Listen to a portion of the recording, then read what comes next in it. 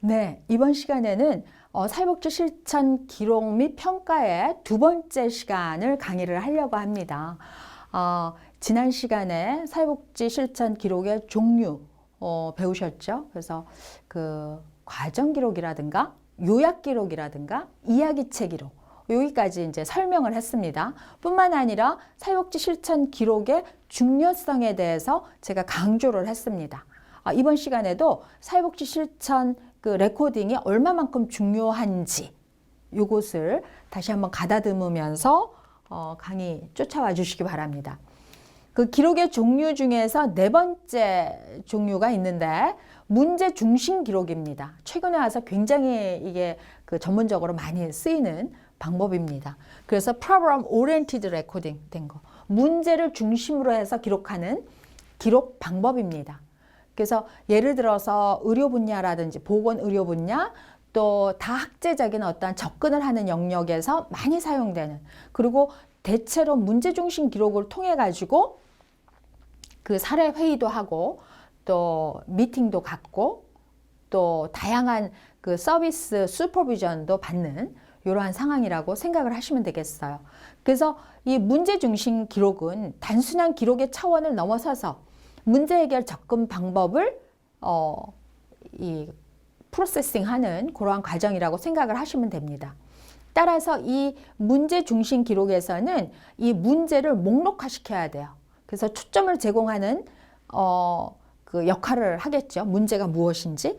그리고 그 개입의 어떤 책무성을 나타내는 문서 기능도 한다라는 것을 이해하시기 바랍니다. 그래서 흔히 SOAP, SOAP 이게 뭐 그 subject, object, assessment plan 뭐 이러한 그 약자인데 요 뒤에 설명이 나옵니다.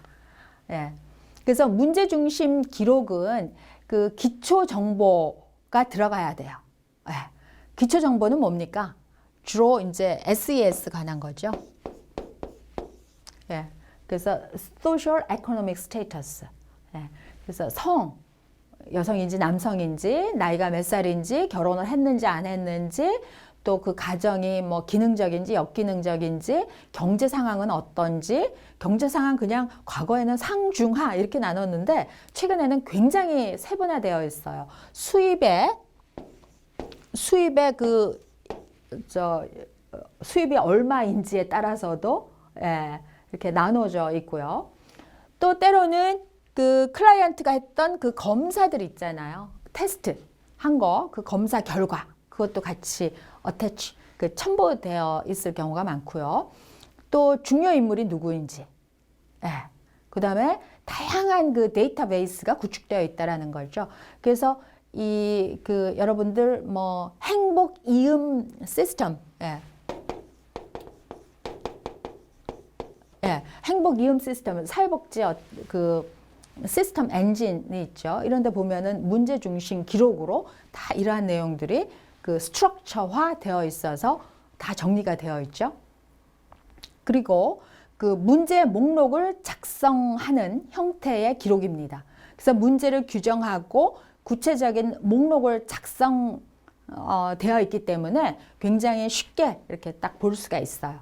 그리고 계획과 목표를 설정해서 밝혀진 내지는 해결하고자 하는 문제와 관련된 계획, 목표, 어떻게 수립할지 또 진행 및 결과 기록에 대해서 문제 목록에 기재된 번호에 따라서도 요 SOAP 방식으로 작성을 한다라는 거죠. 그러면은 여러분도 SOAP 방식이 무엇인지 궁금해 하실 겁니다. SOAP는 제가 말씀드렸다시피 이러한 겁니다. 그 subjective information. 그러면 S.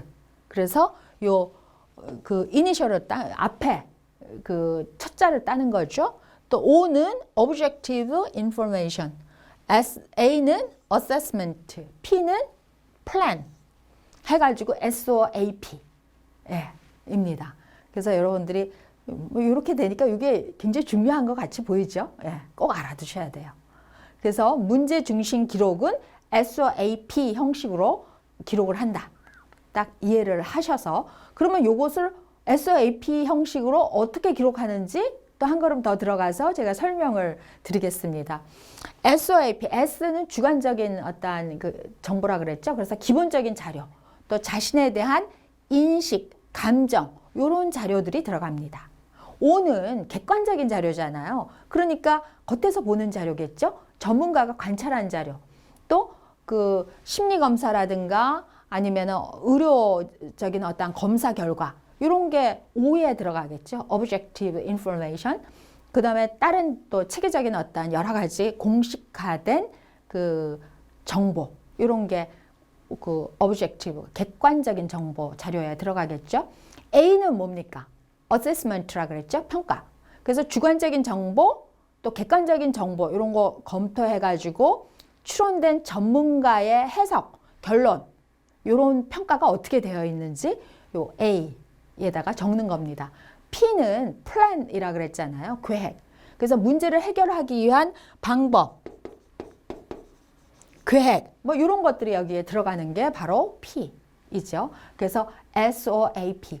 요거는 문제 중심 기록이다. Problem Oriented Recording이다. 아주 중요하다. 예, 그렇습니다. 그러면은 문제 중심 기록도 장점과 단점이 있습니다. 어떠한 장점이 있는지 살펴보도록 하겠습니다. 장점은 타 분야 간의 어떤 협조와 의사소통이 원활한 그러한 관계를 이루기 위해서 그 레코딩을 합니다. 그리고 전문직 간의 요 문제 중심 기록을 서로 나눠서 봄으로써 전문직 간의 책무성도 increasing 될 수가 있는 거죠. 그리고 특정 문제에 그 어떤 포커스를 두기보다는 기록이 어때 간결하게, 다양하게 SOAP 형식으로 된다라는 점. 또 특히나 해결되지 못한 문제에 대해서 뭐를 더 해야 되는지에 대한 어떤 프레임을 그 예측하고 그릴 수 있다라는 점이 요 레코딩의 장점입니다. 여기에 비해서 단점은 그 생태 체계적인 관점이나 강점 관점하고는 조금 좀 맞지 않는다. 요런 점이고, 또 단점 중에 문제의 사정이나 부분적으로 이루어진 내지는 지나치게 단순화된 그러한 특징 때문에 좀 미진하다. 요렇게 느낄 수 있어요. 특히 또 클라이언트 능력이라든가 그 자원, 리소스 이런 것들이 충분하게 다 중요하게 그 드러나지 않을 수도 있다. 그렇기 때문에 우리가 예를 들어서 뭐 강점 관점 사정이라든가 또 동기화 면접이라든가 이런 거 할 때 충분하게 그 클라이언트의 스트렝스 또 클라이언트의 능력 강화를 위한 모티베이션을 이렇게 끌어내는데 문제 중심 기록에서는 SOAP 형식으로 이게 A, P 예, 이런 형식으로 되기 때문에 요게 딱 맞춰야 되기 때문에 이런 그 클라이언트의 능력, 자원 이런 거는 좀 부족할 수가 있다라고 이해를 하시면 되겠습니다. 특히 이제 심리사회적인 관심보다도 어떠한 그 보건의료적인 내지는 의학적인 이런 관심에 초점을 두기도 한다라는 점입니다. 문제 중심이니까. 기록 종류 마지막에 최근에 와서 많이 하고 있는 거예요. 녹음, 녹화. 예, 요즘 촬영 기법이 얼마나 많이 발전되어 있습니까? 예, 그렇죠. 또 특히나 여러분들 스마트폰 많이 쓰고 있는데 그 스마트폰의 녹음, 녹화 기능이 뭐 날로 발전하고 있지 않습니까? 그래서 음성 녹음 내지는 화면 녹화 이거 많이 하고 있고요. 근데 이거 할 때는 꼭 그 클라이언트의 동의를 구해서 해야 됩니다. 예. 잘못하면 큰일 납니다. 그래서 이 녹음과 녹화하는 이 뭡니까? 구조화가 딱 되어 있어요. 예. 그래서 음성 녹음, 화면 녹화를 이용해서 면접 과정을 관찰하거나 이 조사 분석하는 그 시스템이죠. 그리고 면담이나 개입 장면의 전체를 기록하는 것이기 때문에 직접 필기하는 것보다도 효과적일 수가 있어요. 근데 이 녹음 녹화는 여러분들 CCTV 뭐 이런 거에서 그냥 자동으로 다 돌아가는 거, 뭐 블랙박스 뭐 많이 있지 않습니까? 예. 상담에서도 사회복지 그 현장 서비스 과정에서도 이게 활용된다라는 거죠. 근데 중요한 것은 기록 보관의 어떤 보충적인 역할로 사용할 수도 있다라는 거죠. 그래서 최근에는 앞으로 이렇게 많이 되지 않을까 싶습니다. 네. 근데 녹화 기록에도 장점과 단점, 주의할 점이 있다라는 거 반드시 유념하셔야 되겠죠. 장점은 교육할 때 또는 가족치료 접근법 할 때 굉장히 이 녹음 녹화는 중요합니다. 특히 이제 교육할 때는 집단으로 많이 하게 되고요. 가족 치료할 때는 물론 한 명이 와서 가족 치료하는 단기 가족 치료도 있습니다만 그 가족이 전체가 왔을 때 그 패밀리 다이나믹을 봐야 되기 때문에 이 녹음 녹화를 해가지고 면밀하게 검토하는 게 훨씬 유용하겠죠. 단점은 무엇인가? 클라이언트가 지나치게 이 카메라 내지는 녹음한다라는 것을 의식하게 되면은 괜히 불안해질 수 있고 집중력이 떨어질 수 있고 부자연스러울 수 있고 거기에 머리 신경이 가 있을 수 있다라는 겁니다. 그래서 주의할 점은 녹음이나 녹화 시에 클라이언트에게 사전에 동의를 구해야 돼요. 동의, 체크하는 거 있지요. 이거 반드시 해야 됩니다. 그러면은 전 시간에 그 기록의 중요성에 대해서 배우셨잖아요. 근데 이번 시간에는 사회복지 실천 평가에 대해서 들어가려고 그러는데 지금까지 일을 너무나 열심히 잘해왔어. 기록도 잘해왔어. 거기에서 멈추면 안 된다라는 겁니다. 이것을 그 평가를 해야 돼요. 잘했는지 못했는지, 효과적으로 했는지, 효율적으로 했는지, 미진한 부분이 무엇인지, 피드백을 줘야 될 부분이 무엇인지, 이 다양한 측면을 평가해가지고 보다 더 디벨롭된 그 사회복지 프로그램 또 사회복지 서비스 전달 이게 이루어질 수 있도록 하는 차원에서 평가가 굉장히 중요합니다. 그래서 이 평가가 무엇인지 제가 설명을 드리려고 그러고요. 또 평가가 중요하기 때문에 이 평가하는 방법도 다양하게 발전이 되어 왔습니다. 그리고 평가하는 방법은 여러분들이 과목 중에 사회복지 조사론, 사회복지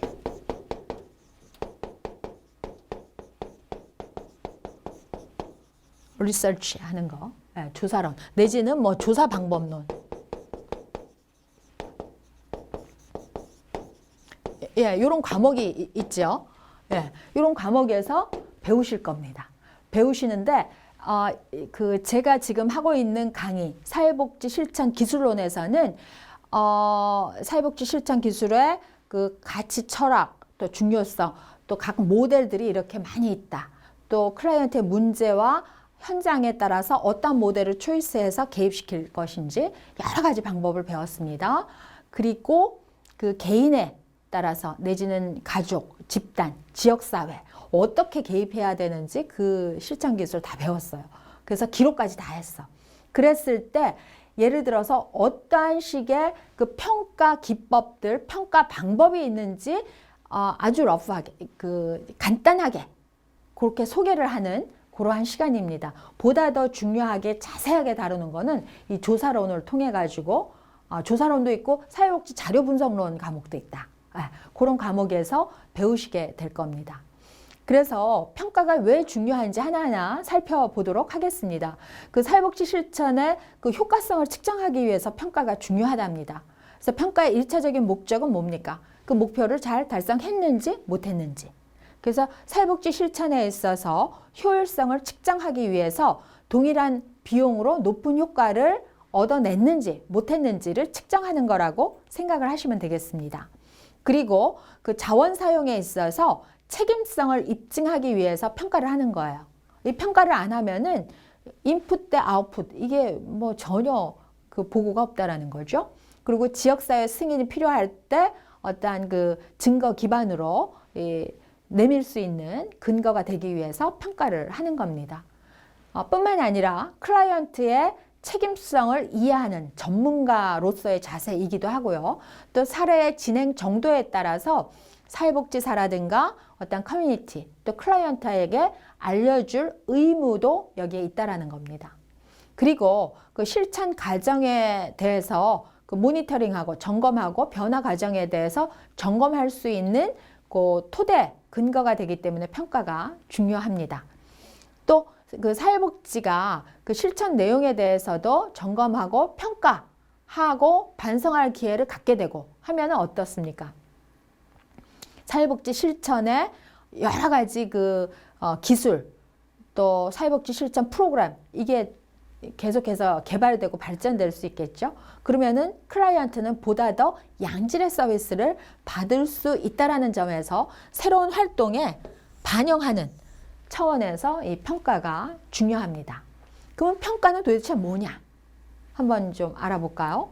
그 개입의 효과성과 효율성을 측정한다라고 말씀을 드렸는데, 효과성이란 뭘까? 목표 달성 여부를 이야기합니다. 효과성은 목표가 달성됐는지 안 됐는지. 달성됐으면 효과적이고 아니면 효과 없는 거예요. 효율성은 뭡니까? 예를 들어서 사회복지 실천을 했다. 그러면은 인풋 대 아웃풋.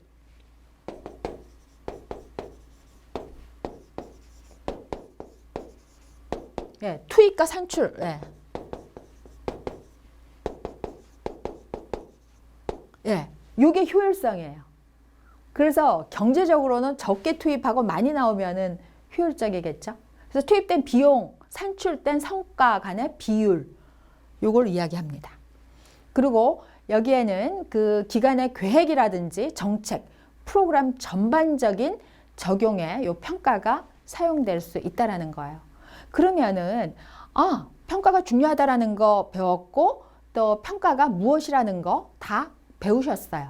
그러면 평가 차원에 따라서 어떠한 평가의 종류가 있고 어떻게 하는 건지 그거를 좀 알아보면 되겠죠. 그래서 먼저 평가 차원에 따라서 그 평가를 분류할 수가 있는데, 먼저 성과평가라는 게 있어요. 성과평가. 그래서 목표에 비추어서 성취된 결과를 평가하는 거죠. 그래서 예를 들어서 만약에 측정 도구 사용하지 않고 측정 도구도 없다면 상담이나 질문지를 사용을 할 수도 있고요. 그리고 전체 과정을 평가하기 위해서 각 어떤 프로세스마다 달성한 목표를 클라이언트 관점에서 끌어내는 게 성과평가입니다. 클라이언트가 어떻게 느끼는지. 예. 또 평가 차원에 따라서 성과평가가 있다 그러면 과정평가가 있어요.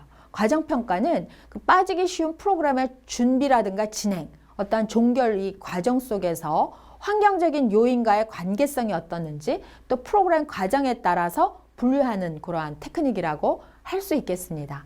그래서 사회복지사가 그 목표 달성을 위해서 사용한 어떤 메소돌로지가 무엇인지, 테크닉이 무엇인지, 요 피드백 하는 것도 과정평가에 속한다라고 생각을 하시면 되겠어요.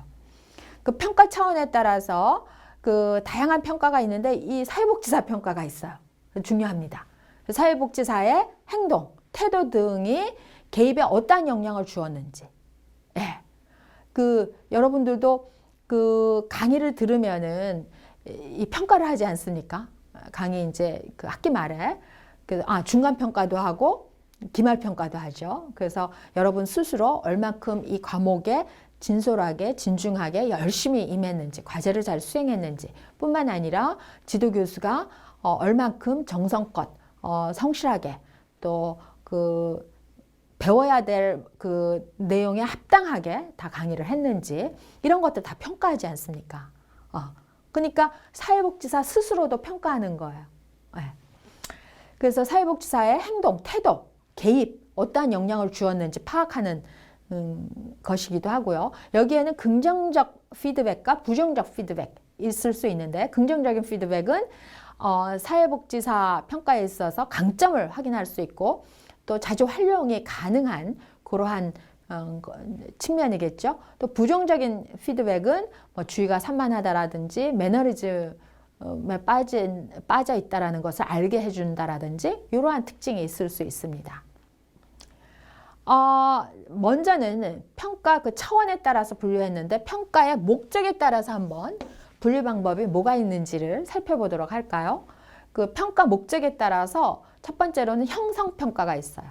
형성평가, 말 그대로 formative evaluation 한다라는 거죠. 그래서 사회복지 실천 과정에 초점을 두고 또 진전되는 상황을 그때그때 evaluation 하는 거예요. 그래서 활동의 진행 과정에서 수정되거나 개선되거나 어떤 보완되는 그때 이제 필요한 인포메이션을 얻기 위해서 실시되는 평가라고 이해를 하시면 되겠어요. 특히 이제 원조 과정 도울 때 실시되는 여러 가지 그 어세스먼트하고도 연관성이 있다. 이렇게 생각을 하시면 되겠어요. 평가 목적에 따라서 형성 평가도 있지만 그 총괄 평가가 있다라는 거죠. 총괄 평가는 통틀어서 하는 건데 활동이 끝났을 때, 종료되었을 때 하는 평가를 이야기합니다. 그 활동의 그 결과로서 산출된 성과, 또 효율성 이런 것들이 평가되는 거고 또 개입된 프로그램이 종결되었을 때 그 프로그램이 효과적이었는지 또 목표 달성했는지 또 그 요인에 따라서 어떻게 그 결과가 나타났는지 그 평가를 하는 것이죠. 그래서 총괄 평가는 개입 목표를 얼마나 잘 성취했는지 평가하는 거고 개입 방법, 성과, 효과 이런 것의 효율성, 효과성 평가라고 생각을 하시면 되겠어요. 그래서 총괄 평가할 때는 이런 내용을 그 염두에 두시고 평가를 하셔야 됩니다. 기관의 사명이 무엇인지, 또 프로그램 목적, 목표가 무엇이었는지, 또 프로그램의 목표를 달성했는지 아닌지, 또 목표 달성에 있어서 그 여러 가지 그 사용한 평가 자료, 활용 방법, 무엇을 어떻게 했는지 이런 것들이 중요합니다. 또 평가 목적에 따라서 형성평가, 총괄평가가 있다 그러면 통합평가가 있습니다. 형성평가와 총괄평가 그 컴바인한 거, 통합한 거라고 생각을 하시면 되겠어요. 그리고 프로그램 평가에 있어서는 그 프로그램이 그 전문가의 어떠한 그 처방이 아니겠습니까? 처방을 개입하는 거 아니겠습니까? 그렇기 때문에 동료 검토를 통해서 사회복지사의 수행 정도를 검토하고 또 동료 사회복지사가 평가하는 것을 이야기합니다. 같은 이제 동료들끼리 그 피어 이발리에이션 하는 거죠. 그래서 사회복지사의 능력, 또 사례에서의 구체적인 활동 내용 이러한 것을 평가하는 게 필수적인 요소라고 할 수 있겠습니다. 동료 평가에서는 그 어떤 점을 유념하셔야 되나 하면 클라이언트 문제가 명확히 기록됐는지 또 그 개입 방법이 클라이언트 문제에 적합했는지 적합하지 않았는지 또 목표 그 진척이 뚜렷이 있었는지 아닌지 이런 것을 그 평가를 합니다. 뿐만 아니라 지역사회의 리소스, 자원을 적절하게 효율적으로 사용했는지 안 했는지 또 그 사례 기록이 아주 구체적이고 명확한지 아닌지 또 필요한 기관 양식이나 기록이 되어 있는지 아닌지 이것을 평가하는 겁니다. 그래서 선임 복지사가 평가할 수도 있고 동료가 평가할 수도 있고 다른 부서가 평가할 수도 있기 때문에 이 전문가로서 굉장히 신경 쓰이는 영역 중에 하나겠죠. 그래서 프로그램 평가 중에서 이러한 다양한 평가가 있는데 그 프로그램 서비스를 받은 클라이언트의 만족도 평가도 여기에 해당됩니다. 개입 기간 동안에 클라이언트가 받은 서비스에 대해서 클라이언트 의견이 어땠는지 그런 거 구하는 거죠. 근데 한계점이 있어요. 개입의 결과에 대한 클라이언트의 인식을 파악할 수 있는 점에서는 장점입니다. 그렇지만 반드시 그게 사실이 아닐 수도 있어요. 여러분들 평가 잘 이제 했지만 걔네 점수 안 주고 싶다 이럴 수도 있기 때문에 클라이언트도 그러한 평가에 있어서의 어떤 한계점이 있을 수 있다라는 거 유념하시고 이것을 또 정확하게 할 수 있는 방법을 개발해야 되겠죠. 그래서 그 사회복지 실천 기록 및 평가에서는 두 번째 시간에서는 다양한 이제 평가 종류가 있다. 그러면은 그 평가 종류에 따라서 어떤 평가를 초이스해서 내가 뭡니까? 사회복지 실천한 효과성과 효율성을 파악할 것인가? 요게 관건이에요. 여기에 따라서 다양한 사회복지 실천 평가를 어떤 방식으로 할 것인지 이게 왜 중요하나 하면은 그 평가를 잘 받아야지 기관마다 평가를 잘 받고 사회복지 스스로도 평가를 잘 받아야지 보다 더 업그레이드된 서비스, 업그레이드된 프로젝트를 계속해서 하고, 그러한 업그레이드된 서비스 프로젝트, 이거는 결국 클라이언트의 서비스 질을 높이는 그러한 결과를 가져오기 때문에 이 평가를 하는 것을 당연시, 또 이것을 어떻게 하면은 사회복지 전문가로서 당연하게 즐기면서 기쁘게 이 평가를 할 것인지를 자꾸 고안하셔야 된다라는 거죠. 사실 평가한다 그러면은 우리는 왠지 점수 받아야 될 것 같고, 잘했고 못했고 거기에 대해서 코멘트 받아야 되겠고 굉장히 스트레스풀하다라고 생각할 수 있죠. 그럼에도 불구하고 그런 점이 오히려 결국은 클라이언트의 서비스의 퀄리티를 높인다라는 점에서 중요하다라고 생각하시고, 다음 시간 평가의 방법에 대해서 더 하도록 하겠습니다. 감사합니다.